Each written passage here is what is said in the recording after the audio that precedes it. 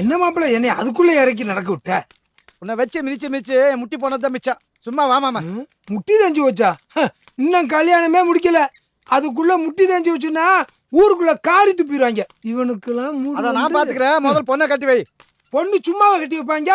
ஒரு பொண்ணு வாக்க போறதுன்னா 2 தேங்காய் பழம், வாழைப்பழம், அது இதுன்னு சொல்லி என்ன நடத்தியா வாங்கி தாம்பாளம் தட்டோட போகணும். சும்மா உனக்கு பொண்ணை காப்பாங்க. முதல் பொண்ணை காட்டு, அப்புறம் பாப்பா. முதல்ல பொண்ணை காட்டோம்னா நான் சொல்றதை கேளு. உன் மூஞ்சி முதல்ல அழுக்கு பிடிச்சு போய் கிடக்கு. நான் சொல்றதை கேளு. இந்த சோப்பை பிடி, போய் அந்த குளத்துல நல்ல முகரை தேயதையும் தேய்ச்சி குளி.